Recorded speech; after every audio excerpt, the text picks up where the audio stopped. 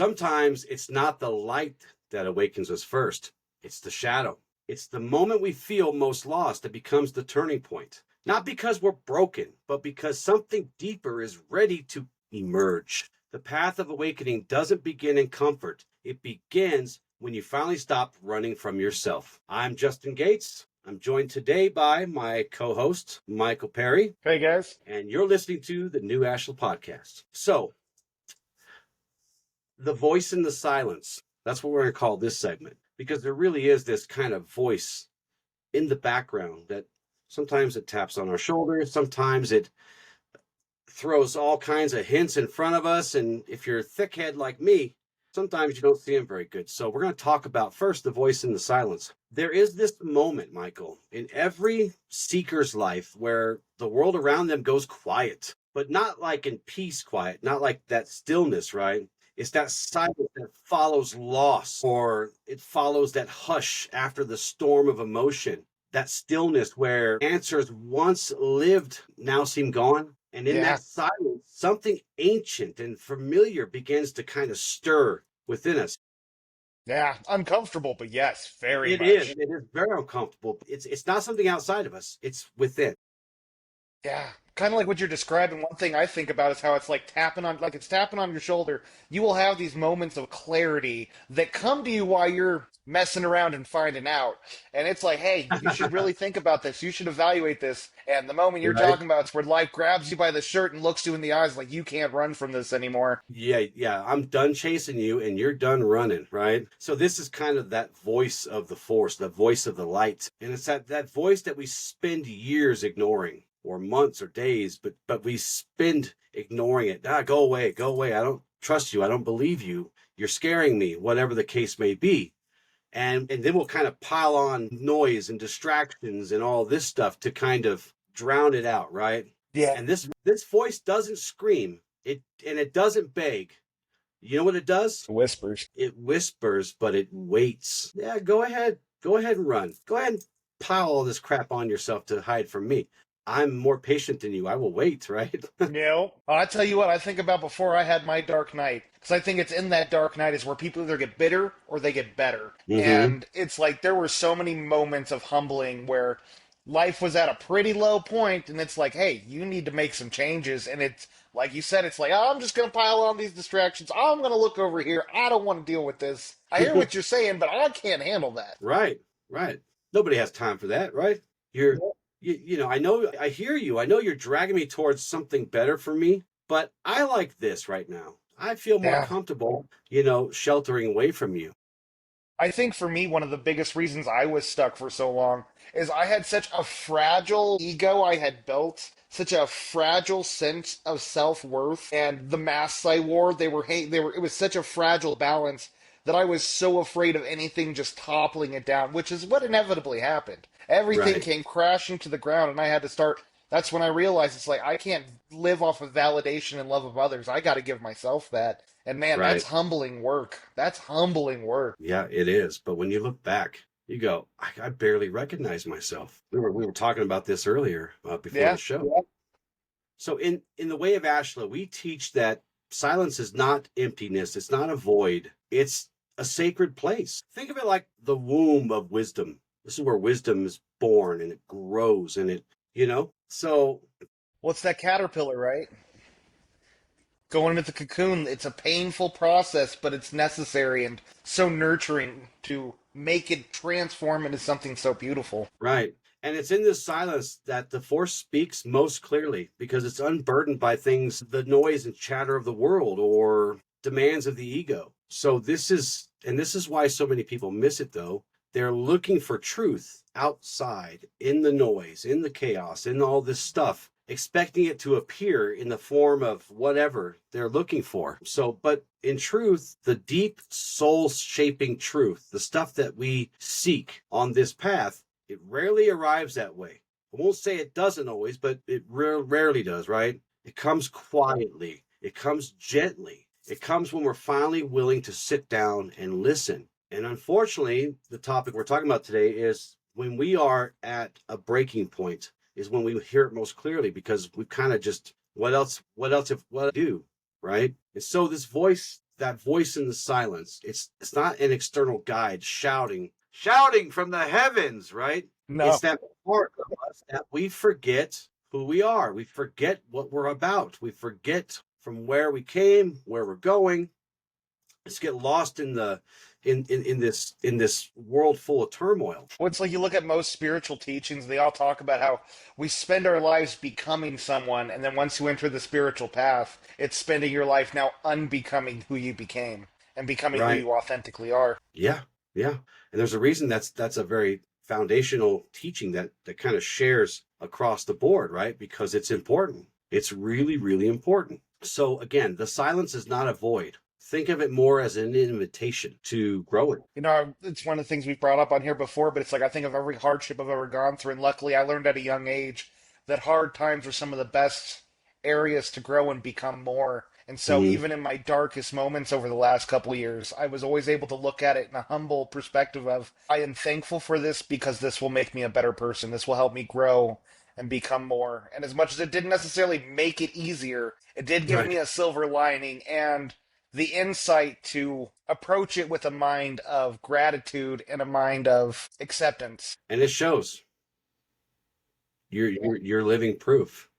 You could come really far in just a short time. You had a whole lifetime of stuff that piled on and piled on, piled on, but in two or 2.5 years, you've turned it around by approaching it that way. So So true. let's talk about when this darkness comes, this shadow, right? And so this, just so everyone understands and we're all on the same page, this kind of darkness is not evil. It's just really misunderstood. When you when you say that's probably the best way to Yeah, I put mean, we all it. fear suffering. It's Mhm. human nature to fear suffering, and sadly, in this darkness, suffering is usually a core ingredient within it. Yeah. But suffering is not good or bad. Suffering is just that. It is suffering. It was the first noble truth of the Buddha that life Mhm. is suffering. Mhm. But that is not a bad thing, but it is something we must accept. Yeah, we can choose.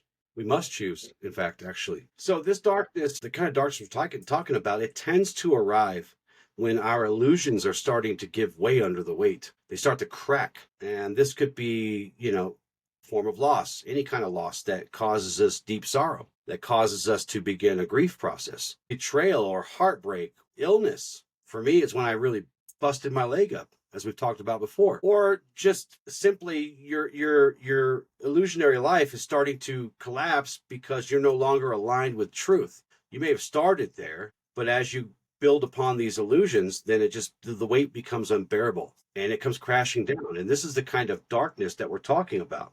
Not evil Well, I darkness, once but heard about the dark night of the soul being called. It's where your reality no longer fits with the reality in your mind no longer fits with the reality you're living in, and it's where yeah, you have to. It forces you to have to change in some way. Again, bitter or better, but the dark night of the soul is where your reality no longer fits with the reality you're actually in. yeah.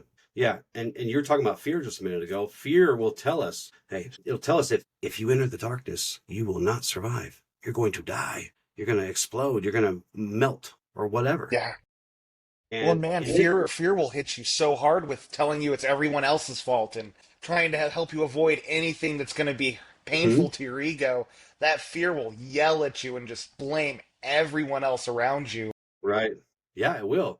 And avoidance is whispering in this here, and it says, hey man, it's safer if we numb ourselves or distract ourselves or just pretend you're fine. But the way of Ashla teaches us something different. The force, the universe, God, whatever, does not abandon us. It waits for us to stop abandoning ourselves. So when this darkness hits and we start to feel that despair, it may seem like we're all alone. But in truth, we're never alone, ever. We are interconnected with not only every living being, but every atom of the universe we are interconnected with at some level. And that life itself is still moving, not just around us, but where else? Through us. Yeah. Within us and through us and around us. So it never left. It never went anywhere. We just stopped listening. We just distracted ourselves, or as you said, avoided it Yeah. like the plague. Well, one thing I got to throw out there is like I was talking about before, how I avoided whenever that voice would be whispered in my ear, man, fear would come in. and be like, hey, like if you start to look at this about yourself, you're gonna crumble and die. And it would just Yeah. be, I got to avoid. It would do everything I could to avoid looking at that very thing that my intuition was whispering, hey, this isn't okay. This isn't in your best interest. And when you get into these dark nights of the soul, when you hit this point where you're in the void and that darkness is all around you, the beauty in this place is, yes, your fear is louder than ever, but you Hmm. also can hear your intuition more. And fear yells, intuition is calm and peaceful, and you start to be able to discern these two voices, your spirit next to your ego. You start to learn the difference between your thoughts and yourself, because these two are not the same thing. Right. And because look, this type of darkness that we're talking about, the shadow, it doesn't come to destroy us. It comes to strip away these illusions. It's a truth bringer at this point. And it comes to remove what is false, anything that's not true, so that the real can emerge in you. This alignment with truth, with light, right? So, and every moment of isolation that we find ourselves in is yet again another invitation to embrace this. And every tragedy becomes a portal if we allow it, a way for us to see with clarity. Well, again, like I brought up earlier, I realized that at a young age, every time I went through a major period of suffering was also the brink of the greatest abundance I had ever known. And it's always been just this. Right. And like I'm finally coming out of the end of my darkness that I was in for years, and it's like I'm watching my life reap the benefits of all the growth that I allowed myself to cultivate these last couple years. Yeah. And it's insane I'm so grateful to be able to witness this. and be such a big part of it. Well, thank you. But you did all the heavy lifting. I want you to know that. Yeah. You gave me some pretty good blueprints though. I did. I tried to, and you followed them to a T. So before we go any further, I almost forgot, but you guys congratulate our man Michael here. He got married this past weekend. And what a beautiful ceremony it was. Beautiful ceremony. And so everyone around him, and he said to me earlier how much he realized how loved he actually was. And but there was all these people around that also expressed how much growth he has had, and it was such a beautiful thing to hear and witness, and to be able to affirm that. So and because this darkness is coming on us and it's starting to crack these illusions, you might kind of think to yourself, oh my God, I've failed. It doesn't mean you failed. It means you're being asked to be something more. You're being lifted to a place where you can align more with not only reality, but truth, right? Yeah. One of my great favorite analogies about this is it's kind of like all of a sudden you're being thrust into the furnace, and it's the Mm, universe, it's God, it's your spirit tempering you, heating that blade up so it can temper the edges and make that blade sharper.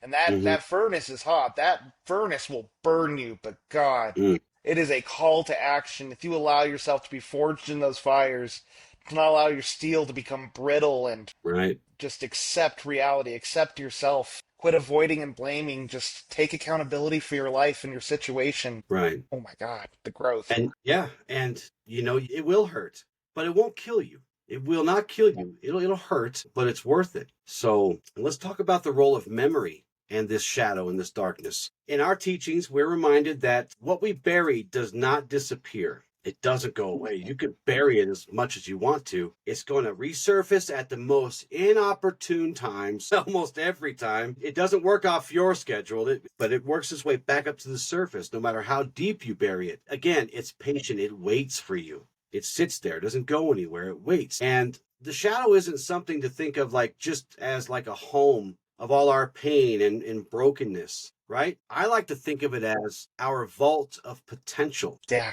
Well, it's like, I mean, we talk about triggers, right? If you're not sure what we're talking about here, just think about when you're triggered. Think of when someone says something, someone does something, and it just makes you so livid or upset or sad or whatever the emotion is. There is Mhm. stored energy there from a past event that is being reactivated in a situation in your life. Yeah. It is the keeper of the things that we cast away or try to hide. It's the keeper of our unmet emotions and needs, our discarded truths, right? The parts of ourselves that we were told too much, you're not enough, and then you're too much and you're not enough again. That's what's stored there. And that's stored as energy. So when we fear our shadow, when we fear this darkness, we become fragmented because we're further away from truth. and we're not aligned with anything real. It's all illusionary, right? So when we try to bury these memories and we try to silence that inner voice, or we try to drown it out with distraction, and when we try to push away parts of ourselves that we're not comfortable with dealing with, bad stuff happens. It does. It just causes more suffering than you actually needed to endure. But in our way, the way of Ashla, we teach, again, say this a lot, right, Michael? Integration. We don't deny, we integrate, we align. We try to align with the truth and with the universe. Look, the force, the universe, God itself does not divide us into light and dark. It only seeks to unify and align us with it. We're the ones that divide ourselves into these different fragmented parts. It's one of the reasons we're so attracted to the most toxic people, is because our spirit is calling for us to heal these parts, and they know these messed up relationships are going to put in front of us the same obstacles we couldn't overcome in the past. These stored memories that have not been witnessed properly. I mean, when we talk about shadow work, when we go back and we have these triggers, these events in our lives that we try to dissociate from, we can go into these events, and when we're able to sit in that shadow, to look at these traumas that we've been through and release that energetic charge we have stored in our bodies, we're able to start cultivating a new story around what happened to us. Yeah. Because that's what this journey is. It goes from life happened to us, then to life happened for us. Right. And right. Once we do that, we discharge that energy, the triggers go away. So memory then is not a prison. It's a portal. Yeah. It's a wormhole to truth. It's just, it's like this thing opens up and you can kind of see, you're like, wow, that's really different. I wonder if I can get there. Yes, of course you can. Of course you can. Don't let your memories imprison you. In fact, when you view these memories, these fragmented parts, all these other things, when you view them with clarity and your eyes awakened, these memories no longer bind us, they no longer hold on to us. They reveal to us patterns, triggers, these things that we can now identify and call out and start to break these, and we start to be able to mend these wounds and start to reclaim these truths again, right, by aligning. So what was once a source of shame, as an example, really starts to become and transform into a roadmap to becoming stronger and more powerful within your energy. Yeah. I mean, it's like a lot of these triggers why people are so insecure nowadays is a lot of these traumatic events that we dissociated from happened in our childhood where we were powerless, where we didn't have the skills to handle certain conflicts or issues with our family, where we weren't equipped for these things, and we did the best we could at that age, but at that age, we're really not supposed to be equipped for. And so when we are able to revisit as adults and look at these events from our childhood, we can start to give ourselves the tools to be the protectors of those children in that time frame, so that when those situations re-arise, those triggers, those events, we can have the skills necessary to approach it with grace and humility. And again, it's a lot of the things we talk about on here. It's practice. Just because you're aware of why you are bad with conflict and now you know you have to stand up for yourself doesn't mean it's going to be easy now that you know that. But at least with that awareness, you can approach the conflict. You can start building those muscles, and it'll get better each time to the point where you're no longer triggered by it, and you can approach things with compassion and with confidence. Right. And it changes everything in ways that I can barely describe. So, these deepest memories, these deepest wounds, these things that you've run from, shift your awareness and stop calling them, bad, and start thinking more about, like, these are clues to what I'm being called for. And these shadows and this darkness that you once feared, probably almost every time, I would say, hold the key to the light that you are destined to bring into the world. Awareness, discernment, and truth. That all leads to truth. So here's an axiom that kind of illustrates this. Agonizing over a situation to resolution provides limited gain and comfort. The price you pay long-term for not letting go can be great. And it is great. I almost say can be great, but I think it does cause a lot of extra suffering that we don't have to go through. But again, letting go is not forgetting. It's learning to look with awakened eyes, with clarity and discernment, but also grace and compassion. It's saying, this happened, but I still choose to walk the path of light. When there's even a level of detachment we must have with these events when we start to evaluate them. I mean, Mm-hmm. we get so attached to the horrificness of it, the injustice of it all, and it's through that attachment do we get lost in these events. That's where the emotional charge is held the strongest. But if we Yeah. can look at it through a lens of detachment and compassion, I know I use that term a lot, but self-compassion is so important because Yeah.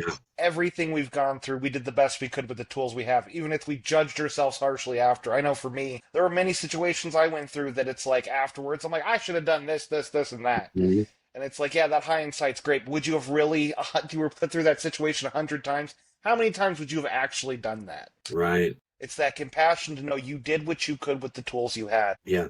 So let's move on to a teaching that you led us through a while back on a radical responsibility, and how that comes back and joins with this awakening we're talking about. So there comes a moment on every path where waiting around and hiding and whatever is no longer an option, where you can't just sit around and hope for healing, but you must now choose to be healed. This moment is that threshold between sleep, staying asleep, blue pill, red pills type stuff, right? You must now choose to stay asleep or to awaken, choosing between victimhood and empowerment. So radical responsibility. How do you see this speaking to this topic that we're doing today? So I think in general, this is one of the lessons I luckily learned fairly early on. Too much almost so, but it's so important to, when we go through things, no matter how much, again, that injustice I talked about earlier, because a lot of what we go through wasn't fair, wasn't right, wasn't okay, Mm-hmm. what has been done to us. Right. But we must acknowledge the part we play in our own suffering. It's one of my favorite lines because through the acceptance that even if we weren't the ones who caused the suffering, that we allowed ourselves to be in those situations, or Mm-hmm. that this is the situations we have gone through, and we handled it how we did, the more we Mm-hmm. can be accountable to the part we play in everything we have gone through, relationships, jobs, family dynamics. And it's not blaming yourself, it's not judging yourself. It is just acknowledging that I have to be responsible for my own suffering. I have to be responsible for how I have shown up in life. Mm-hmm. And through that acceptance, through that accountability, can you take charge and ownership for your destiny? Yeah. Yeah. This radical accountability is this grand act. I don't know if it's a spiritual act per se only, but it's definitely this conscious, deliberate act of claiming our lives, claiming and owning our choices and our healing. Not because it's fair, not because it's easy, because it's not. It's neither one of those things, as you pointed out, right? But because it's the only way to do it. It's the only way to rise above, to grow. It's the only way to build within us this true hope. And hope is not weakness, it is defiance. It is looking back into the shadow, into the darkness, and saying, let's do this, let's dance. Because I'm tired of this, I'm tired of that, I'm tired of hiding, I'm tired of, well, whatever it is. I'm It tired of is giving my power to everything else. Let me reclaim my power. Let me reclaim my essence. Take ownership exactly. of my life. And unfortunately, a lot of this comes to most of us. I'd say probably most of us in our really low points when we can't can't do it anymore. And that's okay. That, and again, that's not some kind of cowardice or surrendering or whatever. It is you're at the end, you're at the end of the rope. Now you got to fight or fly. You got to hide or face yourself. And when you make the choice to heal, it's one of the most courageous, one of the most courageous things you can do. And because it's hard, and there's lots of reasons not to, right? There's Yep. just so many other reasons. And you got all this disharmonious stuff whispering in your ears. And this is not to just, we're not just talking about just general awareness, opening your eyes, right? But it is an act of defiance against those things that want you to abandon yourself and to continue to abandon yourself and to continue not meeting your needs and not allowing yourself to heal. No one else can walk your path. No one else can do any of this for you. No one else can choose light or truth or alignment for you. You have to become both a seeker and a servant. And to do this requires responsibility. This radical responsibility, this radical accountability. We teach this a little bit in our 12 agreements. Courage is one that comes to mind, right? Courage. Yeah. Why is courage important? Responsibility. Courage is important because without courage, we end up wanting to run from these problems. It takes dramatic courage to face these realities, to take ownership of things that we've told ourselves we're not responsible for years. But we are. And responsibility is the next agreement that really kind of hits here. And that is, again, like you said earlier, it's accepting that while we may not choose our wounds or choose our traumas or have anything to do with why they occurred to us, but we choose to heal them. We have to be the ones to choose how we respond to them. Why is grace important in this process? Grace is, I think, one of the most important of all of this, because as you're looking at these things, as you're taking ownership for your life, you must give yourself the same grace you would give a brother. You must give yourself the same grace you'd give anyone you love, because we are our worst critics, and it's so easy to get down on ourselves when we're looking at these humbling things and end up judging ourselves harshly. So with grace, we can give ourselves compassion to love ourselves through those moments of weakness. Yeah. And nobility. It's that quiet power of standing in your integrity when no one else sees, especially when no one's watching. So this is a sacred art of becoming. And as we like to say a lot, because it's important, it's not about perfection. It's about presence. Presence over perfection every time. If you focus on being present instead of perfect, you will kill everything. You will smash everything that you want to smash in this world, right? You will kill your goals. Nothing will stop you, because it's about being more present than trying to be perfect. And it's not about bypassing pain. It's about transmuting it into alignment. In the path of Ashla, we don't wait for someone to save us. We become the vessel through which the force flows. We become the rock for ourselves. Because so often, I know for me, it's like, I always wanted to save people, and I thought that was noble. I thought that was the heroic thing to do. When in the end, it gave me an excuse to wait for someone to try to save me, to try to throw out in the universe what I wanted others to do for me. No, we are responsible for ourselves and our choices and our paths. Yes. I will not wait for someone else to save me. When I fall, I will rise again and again and again until I become the kind of person who brings light into this world. That is the path of the Luminari. That is the path of Ashla. So I want everyone out there to affirm what Michael said. In the path of Ashla, we do not wait for someone to save us. We become the vessel through which truth, the light, the universe, force, God, whoever flows from. Okay, so you were talking about a forge earlier. Let's talk about the fire that's within us. Yeah? What do you think of that? When I say that to you, the fire within you, what is that? Man, I'll tell you what, I've always felt the fire, but it's something I was always afraid to touch.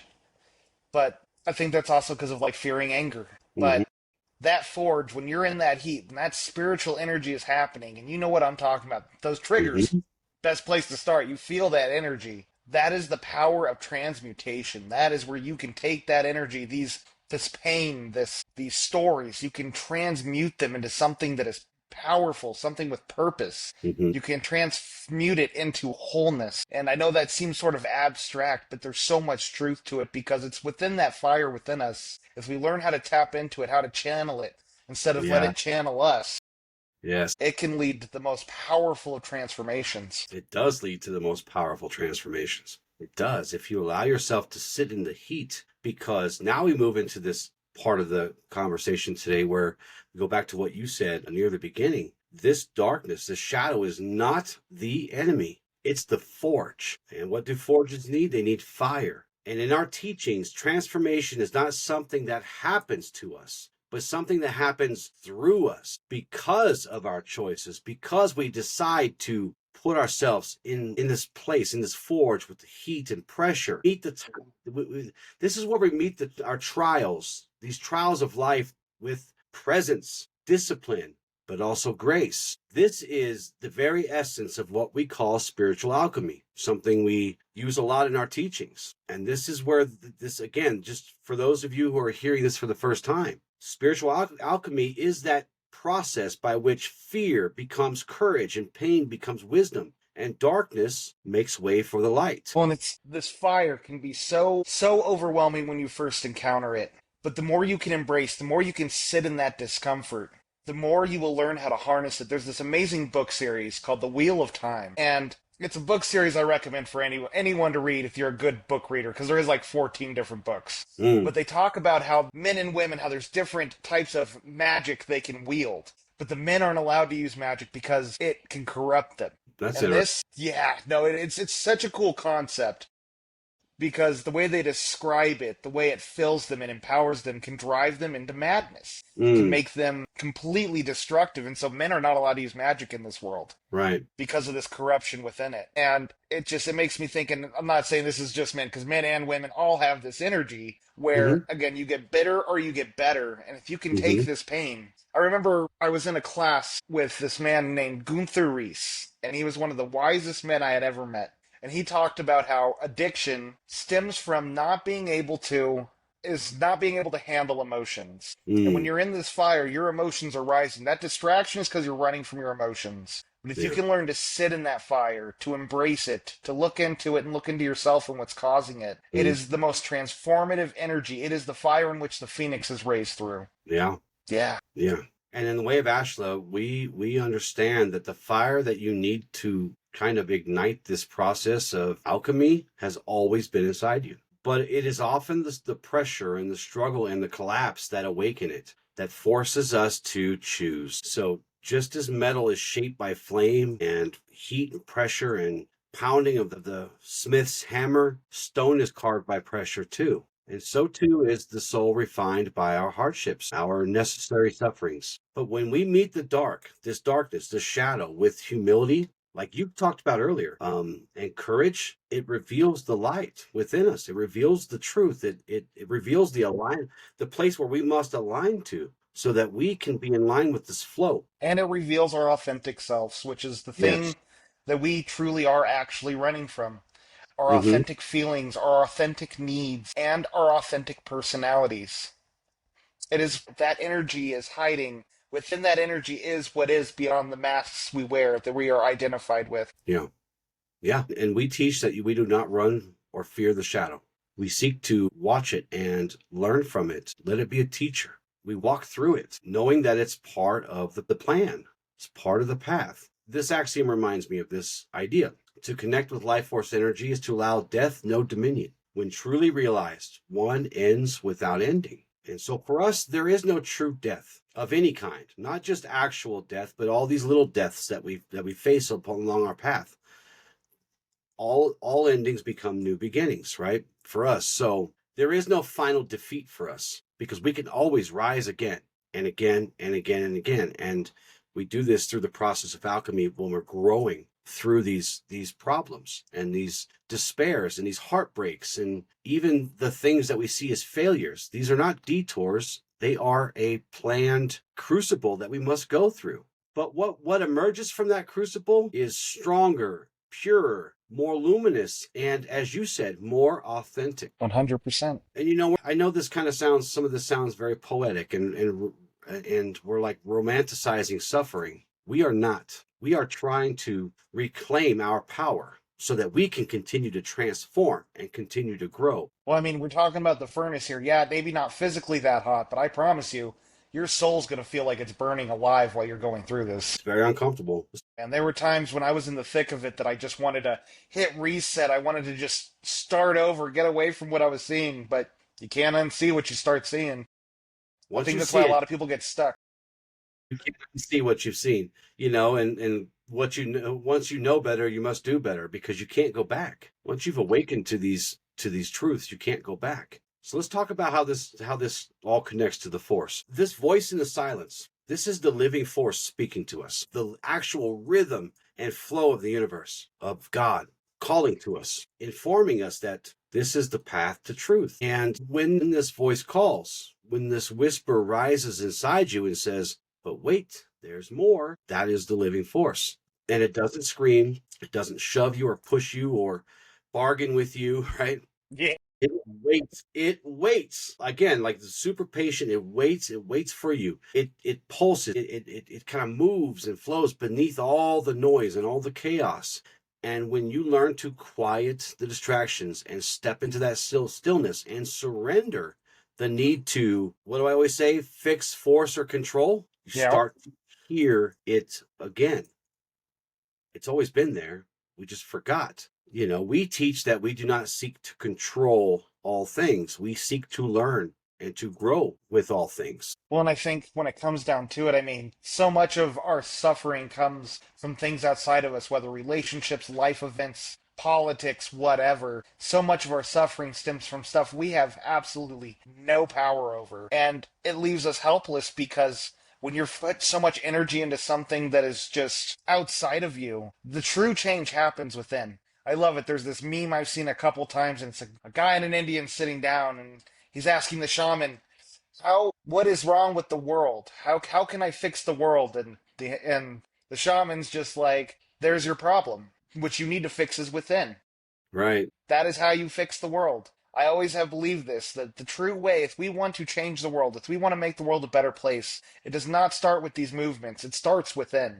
To become examples, to become role models, to model the behavior and the virtues we want to see present in the world. Yeah. Yeah. It doesn't abandon us. It waits for us to stop abandoning ourselves. To reconnect, we must return to stillness and to humility and to the wisdom within. We all know better. We just got to remember. And it's never far away from us. It's here. It's always here. It's always right in front of us. Beneath those wounds and beneath the fear and beneath the layer and layer and layer that we build to kind of protect ourselves from these monsters that we have created around us. When we surrender to this understanding, to this truth, and to truth, not to chaos, but to truth and presence, you start to feel it again in your breath, in your intuition, in the quiet moments, in the silence, those moments of clarity. We're not asking people to find the force or God or the universe or our higher selves or whatever it may be. It's an invitation to remember,